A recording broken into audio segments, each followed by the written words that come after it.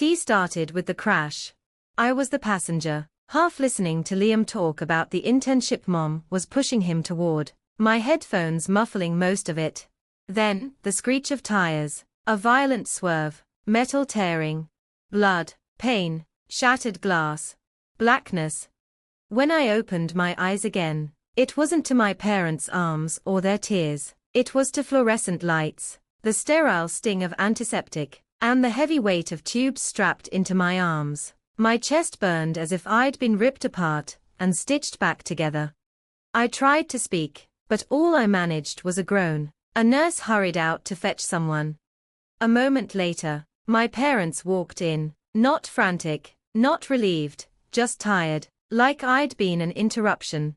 "She's awake," my mom said to the doctor, not to me. She didn't reach for my hand. My dad didn't even look at me. The doctor smiled, gently explaining, "You've been through major surgery. We had to remove a kidney, but you're stable now. You survived." I wanted to ask about Liam. My throat burned. The nurse fed me ice chips until I managed to croak out the question. "He's fine," Mom said flatly. "Scratches, you'll be here a while." Her tone wasn't worried, it was bored. The days blurred together. I lay in that bed, broken and trying to mend. While Liam never visited, my parents came only when they couldn't avoid it. I told myself it was shock, or guilt, or maybe they just didn't know how to face me. Until one night, when I woke up and realized everything was about to change. It was late, the room was cold, my body aching too much to rest. I drifted in and out of shallow sleep, until the sound of voices outside my door pulled me awake. My parents, whispering with the doctor.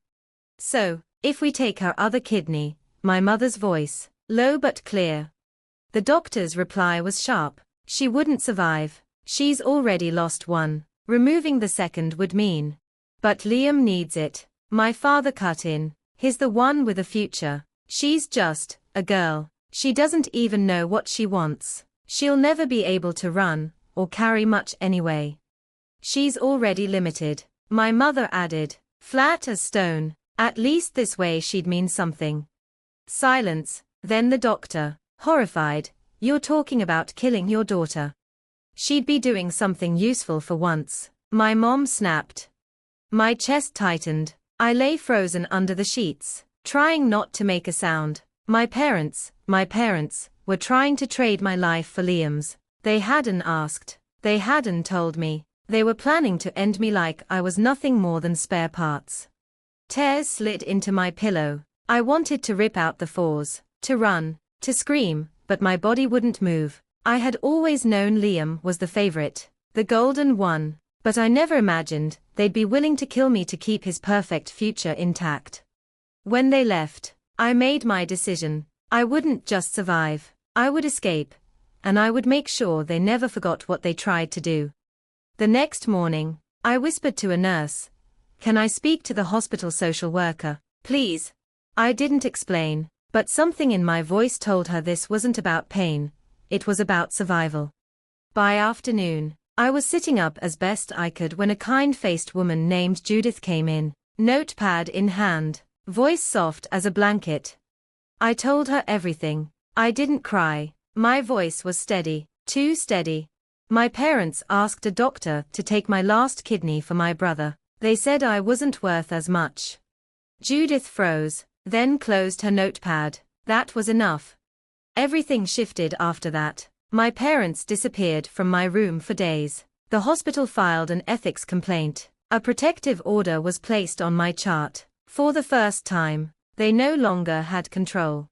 Judith worked fast. I wasn't 18 yet, but with a judge's approval, and the hospital's audio recordings of that whispered conversation, I was granted temporary legal separation. They couldn't touch me, not legally, not physically.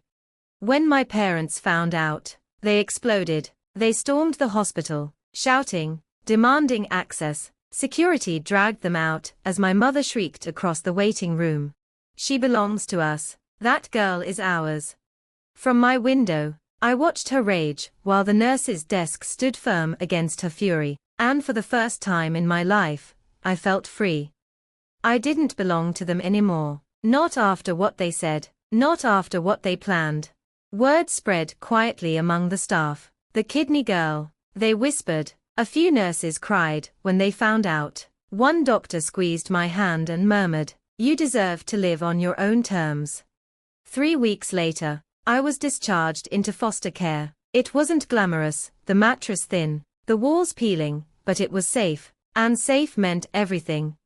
I finished high school online while my body healed. Nights, I worked in a bookstore, saving every penny. Social services offered help with college, but I refused. I wanted no strings, no debts, only control. Eventually, I shed my last name and took my great-grandmother's, Olin, a name untouched by betrayal, a name that was mine alone.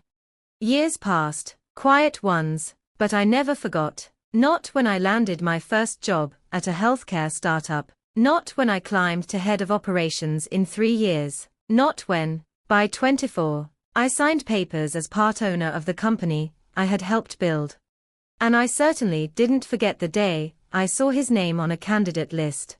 Liam. I froze, staring at his resume. He had no idea I was alive, no idea I was thriving. He must have assumed I'd vanished into the system, or worse, that I hadn't survived at all. But I had, and now I held his future in my hands. I invited him to an in-person interview. He accepted. He didn't recognize the name Olin. He walked into the glass-walled boardroom, polished resume in hand, then stopped dead when he saw me at the head of the table. His face drained. You're alive. I smiled, steady and sharp, alive, healthy, and no longer yours to silence. His gaze flicked everywhere, the marble floors, the awards on the wall, but always came back to me, to the strength he never believed I'd find. "You're the COO," he whispered, voice breaking. "Yes," I said, leaning forward, fingers laced, "of the company you're desperate to join, the one you applied to without doing your homework." He tried to laugh, to smooth it over. "Look, I was just chasing opportunities. I didn't know, you didn't know I'd survive," I cut in, voice like glass, or that I'd grow into more than a body on a hospital bed. Liam opened his mouth, then shut it again. Nothing came out. I tapped his resume with one polished nail. "I read this, average grades, thin experience, but the entitlement, that part's flawless." His throat bobbed. I didn't know what Mom and Dad said. I wasn't part of. They asked a doctor to take my kidney without my consent. I cut him off, my voice rising. They said, "She's not as important as Liam." I heard them. "Liam, I was 17. Do you know what that does to a person?" His gaze dropped to the table. "Tell me," I pressed. "How does it feel to sit here begging for a future from the sister you thought was disposable?"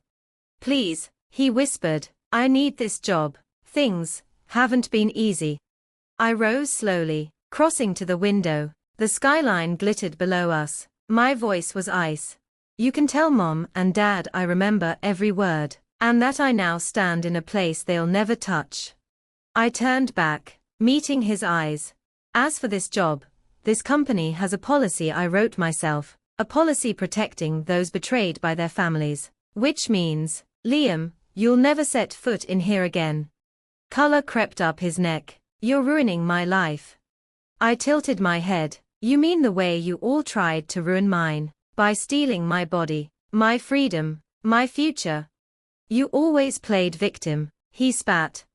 I leaned in just close enough. My words landed like glass shattering. "No, Liam, I was the victim. Now, I'm the ending." He stormed out, slamming the glass door behind him. The silence he left felt almost holy. I picked up the phone. "Calm, blacklist his name permanently, notify our partner firms, he won't be hired anywhere." That night, I returned to my apartment by the lake. Not lavish, not showy, just peaceful. Peace was worth more than any mansion.